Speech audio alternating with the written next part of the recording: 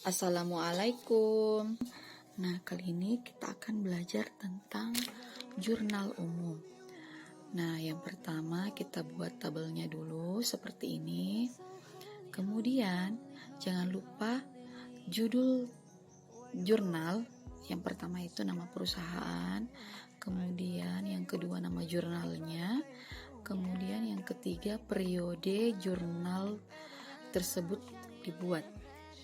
Nah, setelah itu tabelnya ada 6 kolom terdiri dari tanggal, nomor bukti, keterangan atau nama akun, kemudian referensi, debit, dan kredit.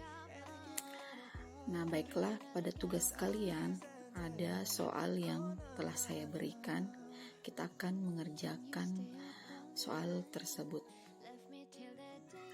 Dalam membuat jurnal, kita harus membuat sesuai dengan transaksi yang terjadi dalam sebuah perusahaan jasa.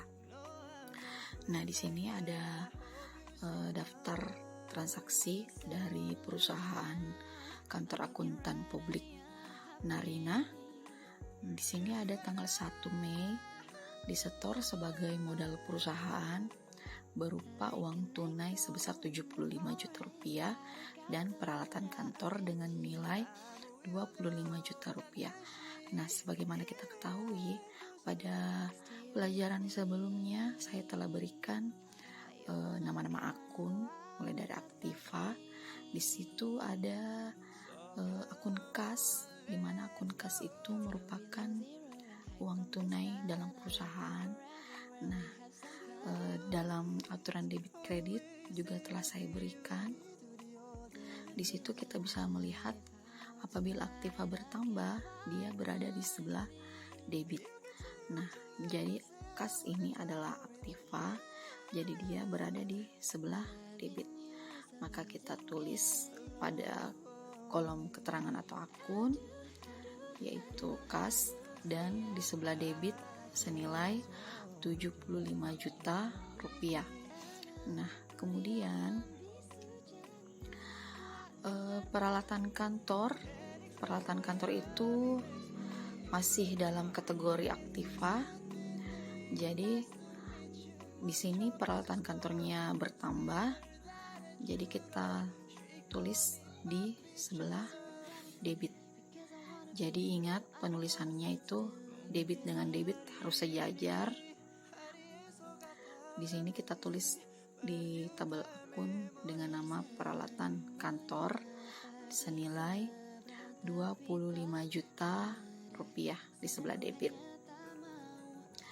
Nah, kemudian dua akun ini adalah modal awal dari perusahaan. Jadi dalam akun kreditnya kita tulis modal awal. Kemudian kita tambahkan saja kas dan peralatan, yaitu senilai 100 juta rupiah. Baik, kita akan menjurnal transaksi selanjutnya. Masih tanggal 1 Mei, dibayar per kas sewa kantor untuk 1 bulan senilai 2 juta rupiah. Nah, jadi sewa kantor ini kita beri nama akun beban sewa kantor. Jadi apabila beban-beban bertambah, maka dia berada di sebelah debit. Karena dia menggunakan uang kas, maka kasnya akan berkurang, dimana jika kas berkurang, dia berada di sebelah kredit. Kita catat 2 juta rupiah debit dan juga di sebelah kredit senilai 2 juta rupiah. Ingat, nilai dari debit dan kredit itu harus selalu sama. Oke, kita pindah ke transaksi selanjutnya, yaitu di tanggal 5 Mei dibeli peralatan kantor secara kredit dari PT Dian seharga 15 juta rupiah. Nah, jadi apabila dibeli secara kredit, itu berarti timbul yang namanya utang. Nah, di sini peralatan kantor itu merupakan Aktiva, jadi dia berada di sebelah debit. Kemudian kita beri nama akun peralatan kantor Kemudian kita catat di sebelah debit karena dia bertambah, yaitu senilai 15 juta rupiah. Nah, karena dia dibeli secara kredit, maka ada timbul utang, di mana di aturan debit kredit apabila utang bertambah atau kewajiban bertambah, dia berada di sebelah kredit. Maka penulisannya agak masuk ke sebelah kanan, kemudian di sebelah debit senilai 15 juta rupiah juga. Kemudian selanjutnya, dan dibeli dengan tunai perlengkapan dari PT Anda seharga 5 juta rupiah. Jadi nama akunnya perlengkapan. Jadi perlengkapan bertambah, dia berada di sebelah debit senilai 5 juta rupiah. Karena dia dibeli secara tunai, maka kita menggunakan uang kas. Jadi di sini kasnya berkurang. Jadi dia berada di sebelah kredit senilai 3 juta rupiah juga. Nah, gampang kan? Baik, selanjutnya transaksi tanggal 7 Mei diterima berkas dari langganan jasa pemeriksaan sebesar 37.500.000 rupiah. Ini adalah kas di sebelah debit senilai 37.500.000 rupiah. Kemudian ini adalah dikategorikan sebagai pendapatan jasa. Jadi pendapatan jasa bertambah, dia di sebelah kredit senilai 37.500.000 rupiah juga. Baik, selanjutnya transaksi tanggal 10 dibayar perkas gaji pegawai. Nah, jadi gaji pegawai ini kita beri nama akun sebagai beban gaji. Jadi apabila beban bertambah, dia berada di sebelah debit. Jadi kita tulis beban gaji pegawai, beban gaji. Kemudian senilai 9 juta rupiah di sebelah debit karena dia bertambah. Kemudian karena dia menggunakan uang tunai, maka kas perusahaan akan berkurang sehingga berada di sebelah kredit senilai 9 juta rupiah. Selanjutnya tanggal 11 Mei. Tanggal 11 Mei dicatat sebagai pengeluaran biaya untuk masa 1 sampai 10 Januari sebesar 500.000 rupiah. Jadi ini kita beri nama akun beban bertambah di sebelah debit sebesar 500.000 rupiah. Karena apabila kita mengeluarkan biaya maka menggunakan uang tunai atau kas, maka kas berkurang berada di sebelah kredit senilai 500.000 rupiah. Nah, selanjutnya tanggal 14 Mei dibayar perkas kepada PT Dian Mebel sebagian utang sebesar 5 juta rupiah. Jadi di sini kita akan membayar utang kepada PT Dian, maka utang kita berkurang. Ingat, apabila utang berkurang dia berada di sebelah debit. Jadi kita tulis utang di sebelah debit sebesar 5 juta rupiah. Kemudian karena kita membayar utang dengan uang tunai atau kas, maka kas kita berkurang. Jadi berada di sebelah kredit senilai 5 juta rupiah.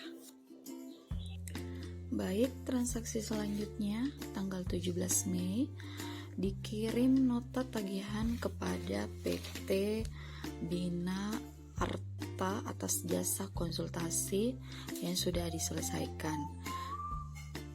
Nah, jadi di sini nota tagihan itu merupakan piutang, di mana piutang tersebut adalah pendapatan jasa dari pelanggan, tetapi kita belum menerima uang tunai dari pelanggan tersebut, maka disebut sebagai piutang.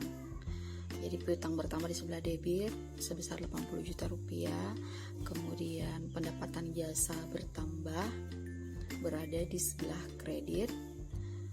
Jadi kita tulis nama akunnya pendapatan jasa, kemudian di sebelah kredit sebesar 80 juta rupiah.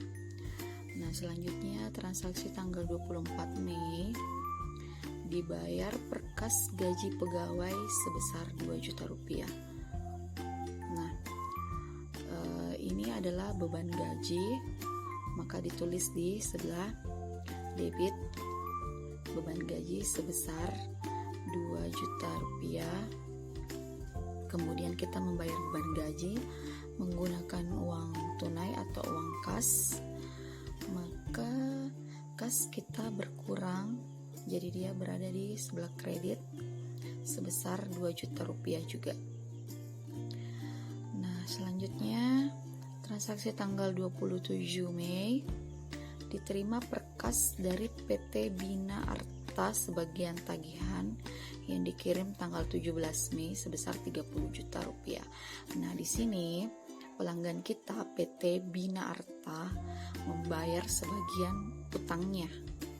Jadi kita menerima uang kas dari pembayaran utang tersebut sebesar 30 juta rupiah.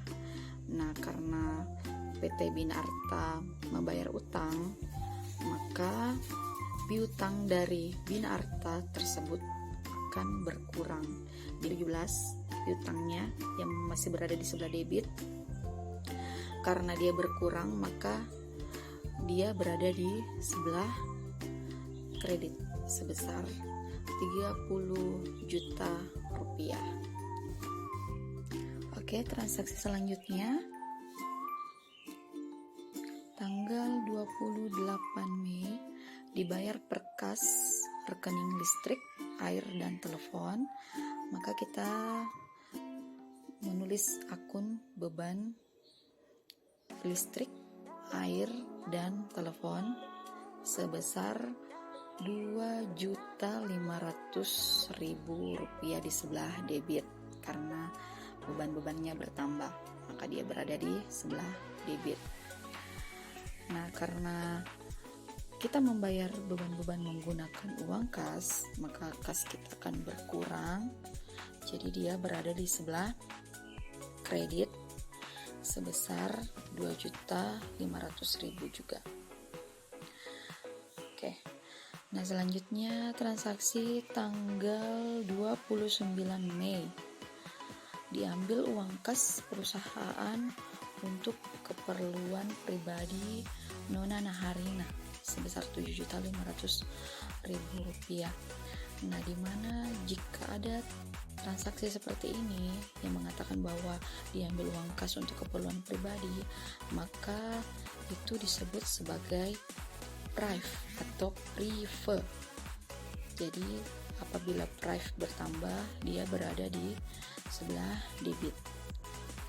Jadi ditulis sebelah debit sebesar 7.500.000 rupiah. Karena dia mengambil uang kas, maka kas akan berkurang, berada di sebelah kredit sebesar 7.500.000 rupiah. Nah, baik, transaksi yang terakhir tanggal 30 Mei dicatat berbagai pengeluaran biaya dari tanggal 11 sampai 30 Januari. Nah, ini nama akunnya beban-beban. Jadi dia ada berbagai macam pengeluaran atau beban-beban seperti di transaksi sebelumnya, di transaksi tanggal 11. Jadi nama akunnya beban-beban. Kita catat di sebelah debit. Karena dia bertambah, maka dia berada di sebelah debit sebesar 1.500.000 rupiah. Kemudian kita membayar beban menggunakan uang kas, jadi uang kas berkurang senilai 1.500.000 rupiah juga. Nah, gampang kan? Ini semuanya sudah selesai kita catat dari tanggal 1 sampai tanggal 30 Mei. Nah, kemudian kita jumlahkan atau kita totalkan semuanya di sisi debit dan juga sisi kredit. Kita total dulu di sebelah debit Nah, dari tanggal 1 kita totalkan, jadi totalnya senilai Rp297.500.000. Jadi antara sisi debit dan kredit itu harus seimbang totalnya. Nah, apabila ada yang tidak seimbang, bila debit dan kredit ini totalnya tidak seimbang, maka ada kesalahan pencatatan dari transaksi tersebut. Jadi kita harus cek satu-satu mana yang salah catat. Nah, oke.